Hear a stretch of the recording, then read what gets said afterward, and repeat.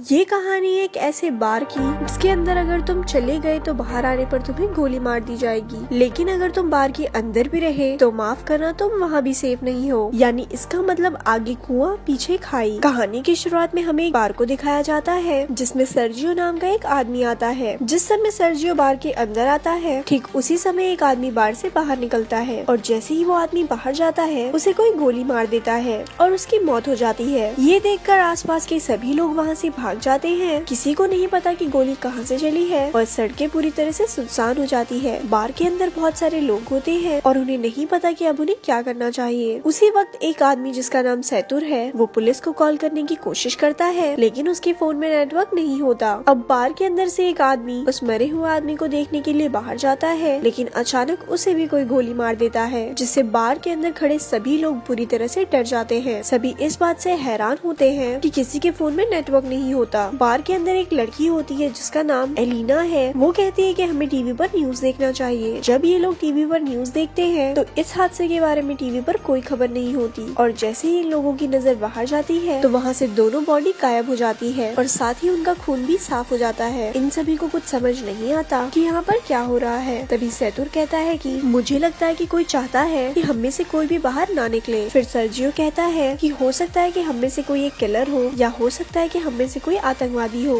जिसके पास कोई भयानक विस्फोटक सामान हो और पुलिस उसे पकड़कर मारना चाहती हो। ये सुनकर एक आदमी जिसका नाम नाचो है वो अपने पैर से अपने बैग को छुपा देता है, पर सर्जियो उसे ऐसा करते हुए देख लेता है और इसके बारे में सबको बताता है। नाचो के बैग को ले लिया जाता है और जब उसके बैग को खोला जाता है तो उसमें से कपड़े और एक हार्ड डिस्क निकलती है। तभी नाचो कहता है कि इसमें ऐसी कोई भी चीज नहीं है जिससे किसी को भी नुकसान हो। वो कहता है कि मैं एक एड कंपनी में काम करता हूँ और इस हार्ड डिस्क में मेरे काम के फाइल्स है, लेकिन कोई भी उसकी बात पर विश्वास नहीं करता। एलिना उसके हार्ड डिस्क को नष्ट करती है पर हार्ड डिस्क के अंदर कुछ नहीं होता। नाचो को इस बात से बहुत दुख होता है। तभी नाचो देखता है कि सामने काउंटर पर एक ब्रीफकेस रखा हुआ है। तभी सर्जियो दावा करता है ये ब्रीफकेस उसका है और इससे पहले कि सर्जियो ब्रीफकेस उठाता इस बार की ओनर एम्पारो ब्रीफकेस उठा लेती है। सर्जियो एम्पारो को ब्रीफकेस खोलने से मना करता है, लेकिन तभी एक आदमी जिसका नाम इजराइल है वो उस ब्रीफकेस को खोल देता है और ब्रीफकेस के अंदर औरतों के कुछ कपड़े निकलते हैं। जिससे पहले कि कोई कुछ समझ पाता उसी वक्त बाथरूम से एक अजीब आवाज आती है। जब ये लोग वॉशरूम का दरवाजा खोलने की कोशिश करते हैं तो दरवाजा अंदर से लॉक होता है। ये लोग किसी न किसी तरह से दरवाजे को खोलकर बाथरूम के अंदर जाते हैं और देखते हैं कि वहाँ पर एक मोटा सा आदमी लेटा हुआ है जो कि बेहोश है। दरअसल कहानी की शुरुआत में ये आदमी खांसता खांसता वॉशरूम के अंदर आया था और तब से ये यहीं पर बेहोश पड़ा है। इस आदमी के पास एक इंजेक्शन भी पड़ा होता है। एलिना उस इंजेक्शन को उठा लेती है और तभी इन लोगों को बाहर से गाड़ी की आवाज आती है। जैसे ही ये लोग बार की गेट के पास जाते हैं तो ये देखते हैं कि वहाँ पर बहुत सारे आर्मी ऑफिसर्स आते हैं जिनके चेहरे पूरी तरह से ढके हुए होते हैं। आर्मी ऑफिसर वहाँ पर बहुत सारे टायर्स का ढेर करते हैं और उन टायर्स को जलाकर वहाँ से चले जाते हैं। हालांकि सभी को लग रहा था कि ये हमारी मदद करने के लिए आए हैं, लेकिन वो इनकी मदद नहीं करते। उसकी ठीक बाद टीवी पर न्यूज दिखाई जाती है कि सिटी के एक बहुत बड़े हिस्से में आग लग गई है और इसीलिए उस जगह को सील कर दिया गया है और उस तरफ अब कोई भी नहीं जा सकता। बार में फंसे लोगों को कुछ समझ नहीं आता कि सरकार झूठ क्यों बोल रही है। तभी वो आदमी जो बाथरूम के अंदर बेहोश था वो अचानक सबके सामने आ जाता है। उसकी पूरी बॉडी बुरी तरह से फूल जाती है, साथ ही उसकी आंखें भी डरावनी और अजीब सी हो जाती है और वो वहीं पर गिरकर मर जाता है। लेकिन मरने से पहले वो डू नॉट टच मी कहता है। ये लोग उस मरे हुए आदमी का फोन उठाते हैं और देखते हैं कि ये आदमी तो एक आर्मी ऑफिसर था। इसके फोन में और भी कुछ फोटोज होती है जिनमें लोगों ने किसी भी वायरस से बचने वाली पीपीई किट पहनी होती है। अब बार के अंदर सभी लोग समझ जाते हैं कि इस पूरे इलाके को क्वारंटीन कर दिया गया है। इसका मतलब कि ये जो आदमी अभी भी मरा है ये इन्फेक्टेड था और इन्फेक्शन से इसकी जान चली गई है और हो सकता है शायद अब यहाँ और भी लोग इन्फेक्टेड होंगे। वही नाचो को दिखाया जाता है जो किसी भी तरह से अपने फोन में सिग्नल लाने की कोशिश करता है और जब वो एक टेबल पर चढ़कर अपने फोन को ऊपर करता है तो उसके मोबाइल में नेटवर्क आ जाता है। वो ये बात सबको बताता है। तभी नाचो को कहा जाता है कि तुम जल्दी से किसी भी मीडिया वाले को कॉल करके उसे सब कुछ बता दो, लेकिन तभी सैतुर भी बात करने के लिए टेबल पर चढ़ जाता है जिस वजह से टेबल टूट जाती है। फिर एक आदमी जिसका नाम एंड्रेस है वो नाचो से फोन मांगता है, लेकिन तभी एम्पारो उसे रोक देती है और कहती है कि इस फोन को मत छूना क्योंकि ये फोन उस इन्फेक्टेड आदमी का था और अगर तुमने इस मोबाइल को छू लिया तो तुम भी इन्फेक्टेड हो जाओगे। सर्जियो और एंड्रेस इस बात से सहमत हो जाते हैं। अब इसका मतलब नाचो और जिस किसी ने भी इस मोबाइल को या उस आदमी को छू लिया है वो सबके सब इन्फेक्टेड है और ऐसा करने वाले इनमें से 5 लोग हैं। एंड्रेस उन्हें अपनी बंदूक से धमकाता है और इनसे कहा जाता है कि उस आदमी की बॉडी को नीचे तहखाने में बने स्टोर रूम में ले जाओ। इन सब लोगों को मजबूरन उनकी बात माननी पड़ती है और ये सभी 5 लोग बॉडी को लेकर नीचे तहखाने में चले जाते हैं। अब ऊपर बस 3 लोग बचे हुए हैं। थोड़ी देर बाद एक ट्रेनी नाम की औरत को वहाँ पर सफोकेशन होना शुरू हो जाता है। ट्रेनी सबको तहखाने का दरवाजा खोलने को कहती है, लेकिन कोई उसकी बात नहीं सुनता। जैसे ही ट्रेनी दरवाजा खोलने जाती है तो वहाँ पर रखी कुछ बॉटल्स गिर जाती है। उनका लिक्विड एक साइड बहना शुरू हो जाता है और तभी इनकी नजर वहाँ पर बने एक ड्रेनेज पर पड़ती है। इसका मतलब ये लोग वहाँ से पानी के रास्ते होते हुए वहाँ से बाहर निकल सकते हैं। फिर इजराइल उस ढक्कन को खोल देता है और वो ड्रेनेज के अंदर से होकर यहाँ से बाहर निकलने का फैसला करता है। इसीलिए वो अपने पूरे शरीर पर ऑयल लगाता है और उस ड्रेनेज से नीचे जाने की कोशिश करता है, लेकिन ड्रेनेज का छेद ज्यादा बड़ा नहीं होता, इसीलिए वो नीचे नहीं जा पाता। और तभी अचानक इन सभी लोगों को गोलियां चलने की आवाज आती है। आवाज सुनकर ये सभी लोग घबरा जाते हैं। फिर उन्हें ऊपर बार में धुआं दिखाई देती है, जिसे देखकर ये लोग समझ जाते हैं कि ऊपर जो 3 लोग थे उन्हें किसी ने मारकर पूरे बार को आग लगा दिया है। वहीं दूसरी तरफ इजराइल बुरी तरह से अभी भी ड्रेनेज में फंसा हुआ है। अब वो लोग सबसे पहले इजराइल को ड्रेनेज से बाहर निकालते हैं। कुछ घंटों बाद आग पूरी तरह से बुझ जाती है और वो लोग ऊपर बार में आने का फैसला करते हैं। ऊपर बार में आने के बाद वो लोग देखते हैं कि बार पूरी तरह से जलकर राख हो चुका है। नाचो को वहाँ गन मिल जाती है, जिसे वो चुपचाप उठा लेता है। तभी ये लोग देखते हैं कि कुछ लोग बाहर से इस जगह को पूरी तरह से सील कर रहे हैं। ये बड़ी ही खामोशी से सब कुछ देखते रहते हैं, क्योंकि अगर किसी को भी भनक लग गई कि अंदर अभी भी 5 लोग जिंदा हैं, तो इन सबको भी मार दिया जाएगा। और तभी यहाँ मोबाइल बजना शुरू हो जाता है और ये उसी मोटे आदमी का मोबाइल होता है जिसकी अभी थोड़ी देर पहले इन्फेक्शन के कारण मौत हुई थी। एलिना उसका फोन उठा लेती है और उसकी व्हाट्सएप चैट्स पढ़ना शुरू कर देती है, जिसमें एक आदमी इस मोटे आदमी से पूछता है, क्या वैक्सीन लेने के बाद तुम्हारी तबीयत में सुधार है? इस आदमी ने जवाब दिया होता है कि नहीं, मेरी तबीयत बहुत खराब है और मैं किसी बार के वॉशरूम में छुपा हुआ हूँ, तुम मेरे पास आने की कोशिश मत करना। अब एलिना इसकी पुरानी चैट्स पढ़ती है, जिसमें इस मरे हुए आदमी ने लिखा होता है कि मेरे पास अभी 4 और बची है। ये लोग समझ जाते हैं कि इसके पास जो इंजेक्शन है वो ही इस वायरस की वैक्सीन है। ये पढ़कर सब लोग खुश हो जाते हैं, ये वैक्सीन काम कर सकती है। लेकिन फिर भी उनके मन में एक डाउट आता है कि अगर इस आदमी ने वैक्सीन ली थी तो इसकी मृत्यु कैसे हो गई। अचानक इसके बाद वो फोन बजना शुरू हो जाता है, पर इससे पहले कि वो फोन उठा पाते उसकी बैटरी लो होने के कारण फोन स्विच ऑफ हो जाता है। अब ये किसी न किसी तरह से फोन को चार्ज करने की कोशिश करते हैं। वहीं एलिना कहती है कि इस आदमी ने चैट्स में कहा था कि इसके पास 4 और बची है, तो क्यों ना हम वो 4 वैक्सीन को ढूंढे। फिर ये सब नीचे स्टोर रूम में उसके बॉडी के पास जाते हैं, लेकिन इनको वहाँ पर कोई वैक्सीन नहीं मिलती। इसके बाद फिर ये वॉशरूम में जाते हैं, जहाँ पहले से ही इजराइल वैक्सीन के साथ बैठा होता है। इजराइल किसी एक से अपना बलिदान मांगता है, क्योंकि वो सब 5 है और वैक्सीन सिर्फ 4। इसलिए इजराइल सबसे पहले एक इंजेक्शन निकालकर अपने आप को इंजेक्ट कर लेता है। तभी नाचो उस पर अपनी बंदूक तान देता है, लेकिन इजराइल फिर भी वैक्सीन अपने शरीर में इंजेक्ट कर लेता है, जिसके बाद नाचो और इजराइल के बीच हाथापाई शुरू हो जाती है। इजराइल नाचो पर हावी हो जाता है और उसकी गन को छीन लेता है। इसी हाथापाई में वैक्सीन इजराइल के हाथों से छूटकर नीचे तहखाने में गिर जाती है। ट्रेनी तहखाने में जाकर वैक्सीन को उठा लेती है, लेकिन तभी गलती से उसके हाथ से वैक्सीन छूट जाती है और नीचे नाले में गिर जाती है। अब ये बेचारे सोच रहे होते हैं कि वैक्सीन को नाले में से कैसे निकाला जाए। इन सब में से एलिना सबसे पतली होती है, इसलिए ये लोग इससे पूछते हैं कि क्या तुम अंदर जाकर वैक्सीन को ला सकती हो। पहले तो एलिना मना कर देती है, लेकिन फिर बाद में वो मान जाती है। जिसके बाद एलिना की बॉडी पर ऑयल लगाया जाता है और उसे उस छोटे से छेद के अंदर धकेला जाता है और बड़ी ही मशक्कत के बाद वो नीचे नाले में गिर जाती है। एलिना वैक्सीन ढूंढ लेती है और पानी से बाहर आ जाती है। तभी नाचो वैक्सीन को एक तार पर बांधकर ऊपर भेजने को कहता है, लेकिन एलिना साफ साफ मना कर देती है, क्योंकि वो जानती है ऊपर 3 लोग हैं और वैक्सीन भी सिर्फ 3 ही बची है। एलिना सबसे कहती है कि अगर तुम्हें वैक्सीन चाहिए तो तुम्हें नीचे आना होगा। फिर ये लोग ड्रेनेज के छेद को बड़ा करते हैं। तब तक एलिना बाहर का रास्ता ढूंढना शुरू कर देती है। थोड़ी दूर जाने के बाद उसे एक जगह पर रोशनी दिखाई देती है। सबसे पहले इंजेक्शंस को वो वहाँ बने एक गड्ढे में छुपा देती है। इसके बाद वो सीढ़ियों से ऊपर जाकर देखती है कि वहाँ पर बहुत सारी पुलिस फोर्स है, जो कि बार में मरे उनके 3 साथियों को जला रही है। यहाँ से सीन शिफ्ट होता है कि बाकी के 4 लोग जो स्टोर रूम में ऊपर थे वो भी अब किसी न किसी तरह से नीचे आ जाते हैं। इजराइल और नाचो के बीच एक बार फिर से घमासान युद्ध शुरू हो जाता है और इस बार नाचो उससे बंदूक छीनकर उसे वहीं पर गोलियों से भून देता है। अब नाचो के पास गन होती है, इसीलिए सब उससे डर रहे होते हैं। तभी नाचो शत्रु को अपने गन पॉइंट पर ले लेता है और एलिना को वैक्सीन देने को कहता है। नाचो कहता है कि हमारे पास 3 वैक्सीन है और इसको मारने के बाद हम तीनों बच सकते हैं। फिर एलिना इन सबको बाहर की ओर ले जाती है, जहाँ उसने वैक्सीन छुपा रखी थी। धीरे धीरे ये लोग आगे बढ़ते रहते हैं। नाचो और एलिना आगे चलते हैं, जबकि सैतुर और ट्रीनी इनके पीछे चलते हैं। तभी अचानक ट्रीनी सैतुर को पानी में डुबाकर मारने की कोशिश करती है ताकि सारी दिक्कत ही खत्म हो जाए, लेकिन नाचो ट्रिनी को ऐसा करने से रोक लेता है। पर ट्रिनी नाचो से कहती है कि तुम मुझे मार दो ताकि तुम सब वैक्सीन बांट लो और तुम्हारी जान बच जाए। नाचो ट्रिनी पर बंदूक तान देता है, लेकिन वो गोली नहीं चला पाता, जिसके बाद ट्रिनी नाचो से गन लेकर यहाँ से थोड़ी दूर जाकर अपने आप को मार देती है। अब सिर्फ 3 लोग बचे थे और इनके पास इंजेक्शन भी 3 ही थी, इसीलिए सब एक एक इंजेक्शन ले लेते हैं। पर इससे पहले कि ये लोग अपनी बॉडी में इंजेक्शन लगाते, यहाँ पर इजराइल आ जाता है जो अभी भी जिंदा है। इजराइल सैतुर पर पीछे से हमला करके उसे जान से मार देता है। अब इजराइल को गुस्सा आ जाता है और वो नाचो और एलिना की जान के पीछे पड़ जाता है। तभी नाचो और एलिना को सामने सीढ़ियां दिखाई देती है। वो दोनों सीढ़ियों के ओर आगे बढ़ते हैं, पर तभी एलिना के पास जो इंजेक्शन होता है वो उसके हाथ से छूटकर नीचे गिर जाता है। अब क्योंकि इजराइल भी उनके साथ सीढ़ियों पर चढ़ रहा है, इसीलिए वो नीचे नहीं जा सकते। नाचो जल्दी से अपना इंजेक्शन एलिना को दे देता है। फिर इजराइल नाचो के पैर पकड़कर उसे नीचे खींच लेता है, जिससे दोनों के नीचे गिरकर मौत हो जाती है। एलिना के पास अब जो वैक्सीन बचा है वो उसे अपने शरीर में इंजेक्ट कर लेती है और ऊपर ड्रेनेज के ढक्कन को खोलकर बाहर निकल जाती है। बाहर निकलते ही उसे बहुत सारे लोग दिखाई देते हैं और सरकार ने आगे के इलाके को पूरी तरह से सील किया हुआ है। तभी एक औरत उसकी बॉडी पर अपनी जैकेट डाल देती है। एलिना को बिल्कुल भी होश नहीं होता और वो चुपचाप उस भीड़ में शामिल हो जाती है। अंत में हमें इस कहानी में ये पता चलता है कि वो मोटा आदमी जो बार के वॉशरूम में खांसता खांसता गया था वो एक आर्मी ऑफिसर था, और हो सकता है कि आर्मी शायद किसी तरह का कोई बायोलॉजिकल वेपन बना रही हो ताकि वो अपने दुश्मन देशों पर इस वेपन से हमला कर सके। लेकिन इस दौरान इनका एक अपना ऑफिसर इन्फेक्टेड हो गया। हालांकि उनके पास इन इन्फेक्शन की इंजेक्शनें भी थी, लेकिन ये ऑफिसर बीमार था, इसीलिए वैक्सीन ने उस पर काम नहीं किया। और जब आर्मी को पता चलता है उनका वो ऑफिसर बार के अंदर है, तो उन्होंने पूरे एरिया को सील कर दिया ताकि वहाँ से कोई भी बाहर ना निकल पाए और उस वायरस को इसी जगह पर खत्म कर दिया जाए, चाहे इसके लिए उन्हें कुछ बेगुनाह लोगों को मारना ही क्यों न पड़े। थोड़े बहुत लोगों के चक्कर में वो पूरे देश को खतरे में नहीं डाल सकते थे, इसीलिए उन्हें मजबूरन ये कदम उठाना पड़ा। और ऐसी ये मूवी यहाँ पर खत्म हो जाती है। ऐसी और स्टोरी सुनने के लिए हमारे पेज को लाइक करें। धन्यवाद।